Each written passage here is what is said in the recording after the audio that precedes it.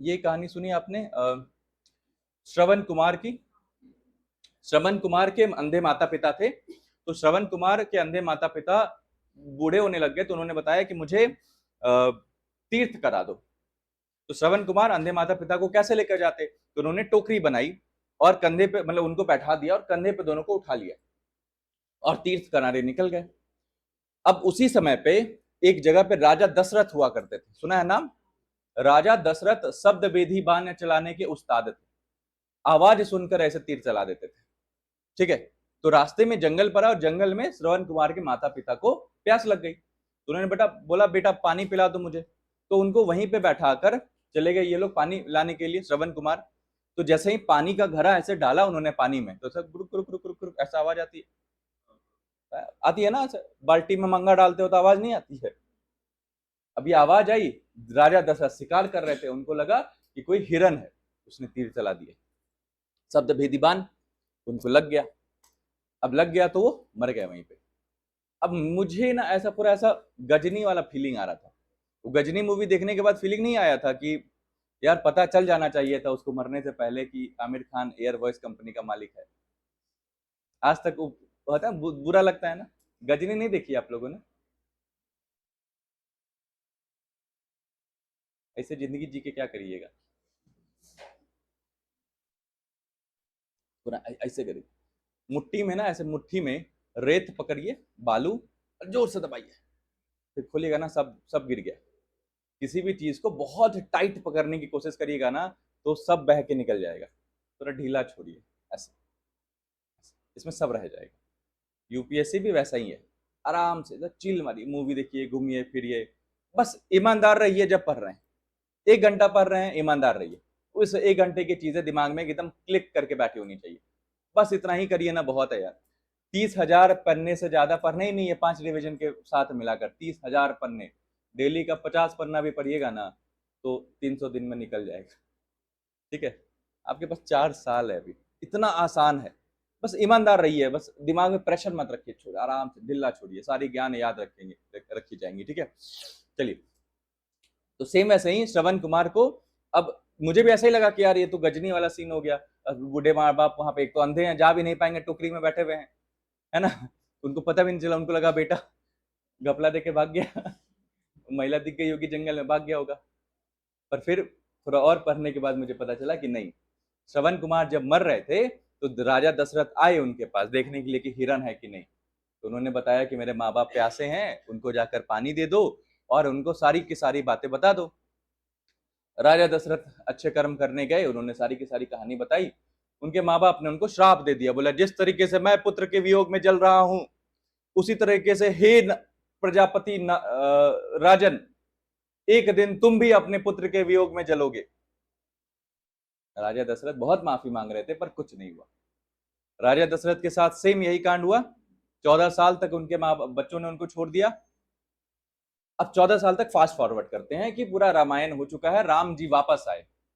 वापस आए तो राजा दशरथ की मौत हो चुकी थी। तो नॉर्मली पूरे वेद में ऐसा लिखा है कि कोई भी इंसान इस संसार में जब आता है ना, तो उसके कुछ अवशेष रह जाते हैं। तो आज भी कोई भी इंसान मरता है तो देखते होंगे ना कि आखिरी आखिरी में उसके कपड़े, उसका उसका बर्तन, हर चीजों को जला दिया जाता है, फेंक दिया जाता है जाकर, या किसी कुम्हार को दे दिया जाता है कि इसको लेकर चले जाओ। उसके अवशेष हटा दिए जाते हैं। ये अवशेष के स्वरूप हमने लास्ट लाइन पे लिखा था ना कि रिलीजन के स्वरूप हमें कब्रों में मिला है। कब्र में घड़ा रख दिया, अनाज रख दिया, है ना, छोटा सा एमुलेट रख दिया कि उसको जो प्रिय था, बकरी रख दी उसके बगल में। कश्मीर में बोर्जहोम नाम की एक जगह है, वहां पे कुत्ता को गाड़ दिया बगल में। कुत्ता प्रिय होगा उसका, उसके साथ घूमता फिरता होगा, और इसको छोड़ दिया, इसको गाड़ दिया गया होगा कि अगले जन्म में जब ये पैदा लेगा तो कुत्ता इसके साथ रहेगा। रिलीजन है कि नहीं, धर्म की बात हो रही है कि नहीं है, कुछ अगले दुनिया की बात हो रही है कि नहीं है। इंसान इस दुनिया में बंदर बंदर घूम रहा था, और अब देखिए दूसरी दुनिया की सोच रख रहा है। बहुत बड़ी बात है यार, इंसान मतलब बंदर ही है, इतनी गजब गजब गजब चीजें सोच पा रहा है। इमेजिनेशन, कल्पना आ गया हमारे पास, और इसी कल्पना के साथ हम पूरे दुनिया पे राज करते हैं। कोई दूसरा जीव है जो हमसे ताकतवर है? कोई दूसरा जीव हमसे ताकतवर नहीं है। सबको अपनी औकात में रखते हैं जंगल में, और नहीं तो पिंजरे में रखते हैं सबको। जब मन चाहे तब मार देते हैं उन लोगों को गोली से। सबसे ताकतवर हम ही लोग हैं। ये सब इसलिए है क्योंकि हमारे पास बुद्धि है। इस बुद्धि के कारण से राजा दशरथ वापस आए। राजा दशरथ वापस आने के बाद मर चुके थे। अब इस पूरी दुनिया से उनको भी तो विदा करना था। इस विदा करने के प्रोसेस को बोलते हैं पिंडदान। सुना है? तो गया में होता है पिंडदान। तो गया में लक्ष्मण जी, राम जी बाकी सामग्री इकट्ठा करने में चले गए, बाकी सामान इकट्ठा करने चले गए। अब इस समय पे क्या हुआ कि सीता माता बैठी हैं, सीता कुंड नाम की जगह है गया में, उसका नामकरण बाद में किया गया। तो कोई ऐसा हाथ निकल रहा था बाहर से, ऐसे ऐसे पानी से, निरंजना रिवर बह रही थी और वहां से हाथ निकल रहा था। तो सीता माता पास में गई, तो पास में गई सीता माता, तो उन्होंने देखा कि राजा दशरथ है। तो राजा दशरथ बोल रहे थे कि मुझे इस दुनिया से मोक्ष दे दो, मैं बहुत मुझसे हो नहीं पा रहा है। तो उन्होंने बताया कि आपके पुत्रगण गए हैं सामान लाने के लिए, थोड़ा सा इंतजार कर लीजिए, हो जाएगा। उन्होंने बोला मैं कैसे इंतजार कर सकता हूं? आपकी उम्र कितनी है? आपका नाम क्या है? राहुल 19 साल की उम्र में अभी तक कितने साल, अभी मान के चलिए आपने लगभग आप 5,700 दिन जिए। 5,700 इस पूरी जीवन काल में सिर्फ 5,000 दिन अभी तक जी पाए। उसमें भी 10 साल छोटे बच्चे थे, मतलब कि 3,000 दिन तो छोटे बच्चे ही थे। 3,000 दुनिया देखी है, बस 3,000 सूरज देखे हैं आपने। 3,000 दिन बस सूरज उगा है, सूरज घटा है, नया ज्ञान मिला है, नया ज्ञान आया है, नए लोग मिले हैं, नए लोग गए हैं। 3,000 दिन आपने बस इस दुनिया को देखा है, और आप इतने ऐसे इस गुमान में, इस अहंकार में है, इस तरीके से दुनिया को समझने, सोचने समझने की कोशिश कर रहे हैं। सोच के देखिए कि बूढ़े लोग क्यों बोलते हैं कि तुमसे ज्यादा दुनिया देखी है, तुमसे ज्यादा दिन देखे हैं मैंने। कल क्या हो जाएगा इस पूरी दुनिया में ये आप नहीं देख पाइएगा, क्योंकि हो सकता है कि दुनिया कल पलट जाए, आप मर जाए। पर मैंने कल भी देखा है और मैं आने वाला कल भी देखूंगा। ये जो कॉन्सेप्ट है ना, इस कॉन्सेप्ट से नॉर्मली माना जाता है कि अगर आपने यहाँ पर नाते रिश्ते बनाए हैं, दोस्त यार हैं, माता पिता हैं, सब चले जाएंगे एक दिन, सब चले जाएंगे। मोस्टली बहुत हार्ड ट्रूथ है कि मुझे पता है मेरी उम्र के हिसाब से 10-15 साल मैक्स टू मैक्स मेरे माता पिता हैं यहाँ पर, चले जाएंगे। उसके बाद जो भोग जो होता है, वियोग है, जो इमोशन है, जो दर्द है, जो यादें हैं, वो मेरे साथ रह जाएंगी। ठीक है? कितने दोस्त आए, कितने दोस्त चले गए, दुख है। ठीक है? बहुत सारी चीजें सोची होंगी दुनिया में, कुछ नहीं पूरा हुआ, दुख है। इतना दुख इस संसार में है, इस संसार में मेरी अवधि अभी इतनी कम है, उसके बाद इतना दुख है। अभी तो 5 मतलब लगभग आप सोचो 20,000 दिन और जीना है, 20,000 सूरज और देखने हैं आपको, 50 साल और जीना है आपको, है ना? 50 साल में कितने लोग आएंगे, कितने जाएंगे, कितना दिल टूटेगा, क्या क्या नहीं होगा आपके साथ। इस दुख के साथ आपको एक दिन एहसास होगा कि मार दो यार, प्लीज प्लीज मार दो मुझे। इसलिए एक कॉन्सेप्ट है अपने धर्म में कि जिस इंसान ने बहुत बुरे कर्म किए हैं उसकी मौत नहीं होती है, वो तड़पता रहता है इस दुनिया में कि मार दो मार दो मार दो, पर उसको भगवान बुलाते नहीं अपने पास। ठीक है? तो 90 साल का हो गया है, पॉटी नहीं कर पा रहा है, उसी बेड पे पॉटी कर रहा है और वहीं पे लेटा हुआ है, उसी गंदगी में लेटा हुआ है, क्योंकि कर्म उसके थे वैसे। ठीक है? अब ऐसी ऐसी चीजें, मतलब हर चीज का इलेबोरेटिव कॉन्सेप्ट लिखा है वेद में। अब उन्होंने बताया कि इस युग में, इस योनि में इतने दर्द हैं, तो दूसरे योनि में क्या होगा? मान के चलिए अगले अगले योनि में बंदर बने, बंदर का भी तो परिवार है, बंदर के भी तो दोस्त यार हैं, बंदर को भी तो किसी दिन भूख लगा होगा, उसको भी तो लगा होगा कि आज आम नहीं मिल पाया, आज पत्ते से काम चलाना पड़ेगा।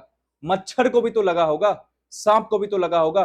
नागिन का कॉन्सेप्ट सुना है ना कि नाग नागिन में, नागिन को मार देते हैं तो, नाग को मार देते हैं तो नागिन इच्छाधारी बन जाती है, डसने आती है। क्यों आती है? क्योंकि इमोशन है उसके पास, दर्द दुख है उसके पास, बदला लेने आती है। अगर उसके पास इमोशन नहीं होता तो बदला लेने आती क्या? नहीं आती। हर योनि में यही दुख कितने दिन तक सहिएगा? इस योनि में इंसान बने हैं तो ठीक है, आपको एहसास नहीं हो रहा है, जूम आउट करके देखिए कि ये तो बस छोटा सा योनि है, इसमें दुख दर्द कितना है। दूसरे योनि में और तीसरे, जो इतने 84 लाख योनि में 84 लाख बार दर्द होगा, दुख होगा। और फिर एक दिन सोचेगा यार ये कब तक? माँ बाप तो आपके बहुत आएंगे, इस योनि में माँ बाप हैं, हर योनि में माँ बाप होंगे, हर योनि में माँ बाप के साथ आपकी उतनी ही सहानुभूति होगी, उतनी ही संवेदनशीलता होगी आपकी। अब एक दिन आप बोलोगे यार प्लीज मेरे को यहाँ से मोक्ष दिला दो, नहीं हो पा रहा है मेरे से। राजा दशरथ वही चाह रहे थे कि प्लीज यहाँ से मुझे मोक्ष दिला दो, और वो इंतजार इसलिए नहीं करना चाहते थे क्योंकि जितने देर में राम जी लक्ष्मण जी सामान लेकर आएंगे उतने में ये कितने योनि परिवर्तित कर चुके होंगे। जैसे कितनों की योनि मैंने अभी परिवर्तित करवा दी ना,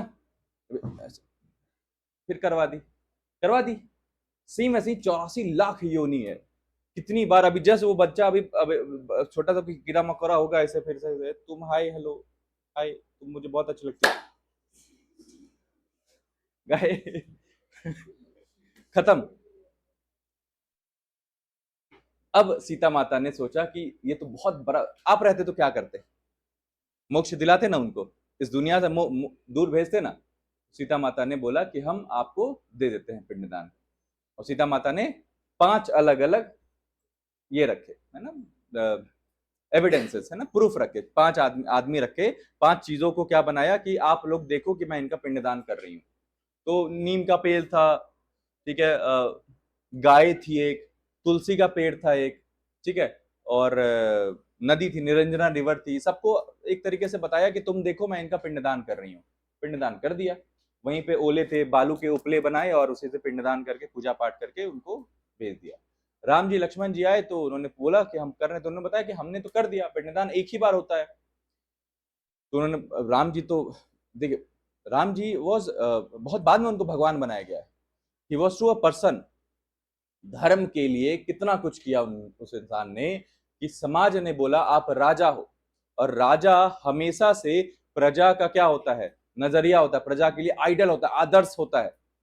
तुम्हारी बीवी किसी दूसरे के घर में रह के आई है तो अग्नि परीक्षा दो तुम उसकी कि उसको किसी ने छुआ नहीं है, ठीक है। और उन्होंने ये किया, राजा का कर्म था। प्रजापति जो था, प्रजापति भगवान तो हुआ करते थे। भगवान का खुद का कोई रिश्ता हो सकता है, खुद के बीवी बच्चे हो सकते हैं क्या, भगवान के सब हैं। और प्रजापति को अथर्व यजुर्वेद में क्या बताया जाता था, भगवान बताया जाता था कि राजा ही भगवान है हमारा, प्रजा का पति है वो इंसान, वही सारा सारा देख रेख करेगा हमारे लिए। और इसके कारण से नॉर्मली क्या हुआ कि जब उन्होंने देखा, ऐसा पूछा तो सब मुकर गए, गाय को छोड़कर सब मुकर गए। तो सीता माता ने सबको श्राप दिया। गाय को आज भी पवित्र माना जाता है। तुलसी को बोला गया कि तुम बहुत पवित्र हो लेकिन तुम्हें कोई घर में नहीं रखेगा, तो बाहर रहते हैं। निरंजना को श्राप दिया कि तुम कभी नहीं बह पाओगी, आज भी सूखी है नदी, वहां पे नदी में नहीं बहती है, पानी नहीं रहता है उसमें।